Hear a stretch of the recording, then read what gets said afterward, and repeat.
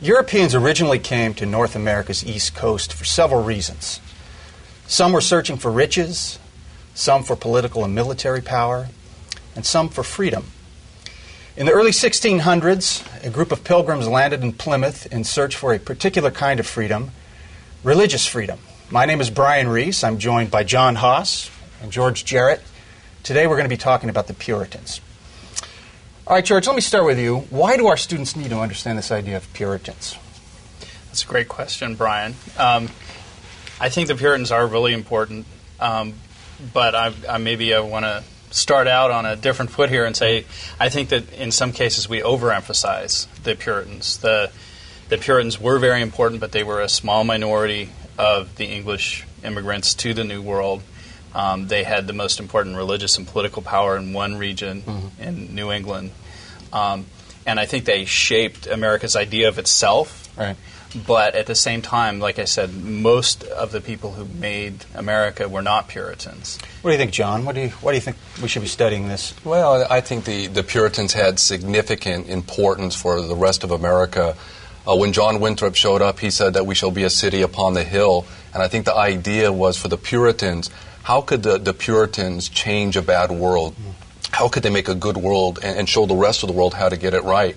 And I think we're still living with that legacy today. You can go all the way through Ronald Reagan and still going back to the city upon the hill. So I think it has real strong symbolic evidence and importance. All right, now before we get into the details, let's start right with the basics here. Why don't we just cover who they were, what they believed, and what regions of the United States now they settled? Well, I think it's important to understand that the Puritans did not call themselves Puritans. It was a pejorative term. The Puritans were really members of the Church of England that were very dissatisfied with the church because there were so many vestiges of Roman Catholicism. And they thought that Henry VIII had not gone far enough, so they wanted to clean it up. And they really believed that they were the true members of the Church of England. And because they wanted to get rid of all the candles and the music and the incense and all of that stuff, they were dubbed Puritans. So in the beginning, it was a very pejorative term. So they were British citizens, upset with the church, decided to come to the United States for some kind of religious freedom? Well, yeah, absolutely. They came for religious reason. They were persecuted. But I think it's also important to talk about social and economic differences. That is to say, if you were a Puritan minister and you lost your job because you were a Puritan minister, then you're out of work. Socially, economically, there's a reason to come. And I think it's also important to stress that England was a wasteland of human potential. And we have highway robbers taking place. We have inflation. We have unemployment taking place. So many people thought that they would join the Puritan bandwagon as an opportunity to escape really the depredations of what was going on in England at the time. George, what areas of the United States did they settle? We're talking primarily Massachusetts. And from there spreading out into the New England region. Okay, when we say New England, a lot of students get, at least my students get confused on that. What generally is that region? We're talking about starting in the area of Cape Cod and Boston, in that region, and then moving inland and a little bit to the north, although less so, and then the Connecticut River Valley. But by the time you get to New York, you're out of the Puritan sort of homeland. All right. Now, basically, these are a group of British citizens come to the United States, or the colonies at the time, for religious persecution. They held to a very specific and intense set of Christian beliefs. Why did they treat Native Americans or Indians so poorly if they held to these Christian beliefs? How do you explain that? Well, I think it's important to understand that because they were Puritans, their focus, first of all, was on themselves and on the Church of England. They wanted, like John Haas said, they were focused on being a model for the rest of the world of Christian piety. And in particular, they wanted to change the Church of England. And so what their concern was, first of all, was with their religious purity, the purity of their church at home.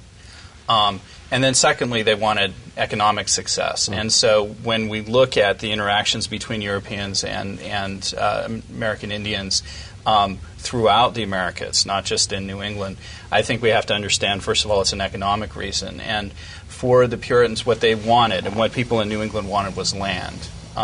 And to get it, they had to take it from Native people. And so it led to tremendous conflict. How would you answer that question, John? I mean, these are Christians. They're full of piety. They consider themselves to be very righteous people, and yet we have a historical record of very poor treatment of Native Americans. Well, I think George really hit it, that they are very self-absorbed people, and they believed that they were setting up a Zion in the wilderness, and they thought that God was on their side. The Puritans said, if God be with us, who can be against us? And so they were trying to set up this Zion, and they were trying to acquire land at the same time, which makes for a volatile mix. I think it's safe to say, looking at the Pequot Indians of 1637, they thought that the Native Americans were beneath them, which all Europeans would have thought, but also they wanted to acquire that land.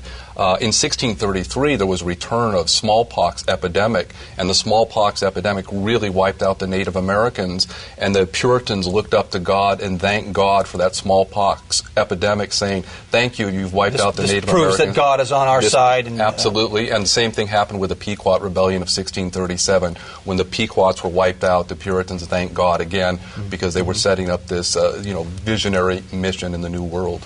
All right, so you get to up in the Northeast, New England, you've got a group of religious settlers, essentially.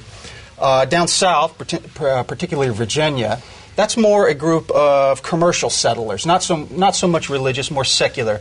I often look at that, and I have a feeling a couple of you disagree with me on this. I often look at that and say, the North was settled by religious settlers, the South by more secular settlers. But as we come forward into contemporary history here, it seems like the South is more religious now than the North. You guys agree with that? Well, I think you'd have to go back and start in colonial America. When you look at Virginia and the Church of England, which was the established church in Virginia, the idea of wealthy elite planters was to show off what you had, to be ostentatious. Right. That is to say, you would show up 30 minutes late for services for the purpose of cracking open the doors, walking down there, letting everybody know that your pew was at the very front, so that they knew that there was a pecking order, that there was deference taking place. And a thing that the Puritans really got upset with was the fact that when services were over with the Church of England, that they would talk about tobacco prices, which were everything for the people in Virginia. Tobacco, tobacco, tobacco. They would talk about cockfighting, horse racing, all of those things, which were totally anathema to the Puritans. Yeah, right. All right. What do you think the main legacy has been of the Puritans? I know you said at the outset that we sometimes overemphasize them, but what did they leave for the United States? How have they influenced us?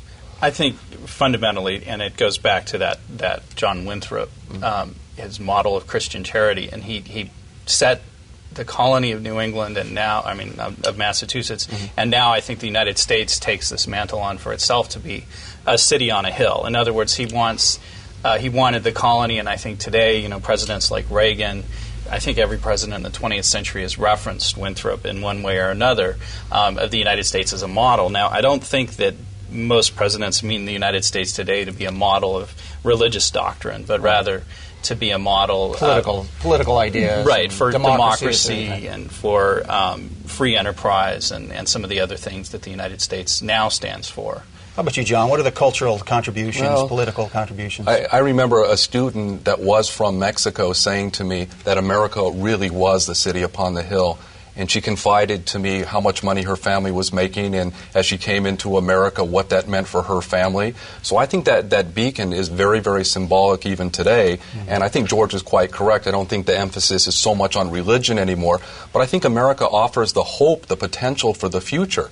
And that's why we try to draw up democracy in Iraq, or we care about what's happening in other countries. I think many Americans still pride themselves on the fact that America is the country, and that you should try to copy the American institutions. And I think that's where the legacy is of the Puritans. Americans, if you think about Ronald Reagan and the evil empire, the Americans like to think of themselves as good and virtuous as the Puritans did, and we want to be that example for the rest of the world.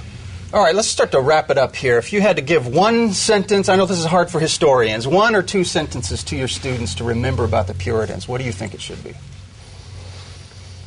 City on a hill, religious intolerance. Those are the 2 things. I think whether you like the Puritans or not, they realized their dream. That is, they didn't just talk and speculate about religion. They set up their communities, they set up their towns, their printing presses. They lived out their dream. See, it's hard for historians. It's like 4 or 5 sentences there. All right, Puritans founded several colonies in New England on a paradox. On one hand, they craved religious freedom. On the other hand, religious dedication. As contemporary America continues to grow more and more multicultural, the struggle to hold this paradox can be seen as a continuous thread in the fabric of American history. We'll see you next time at My History Lab.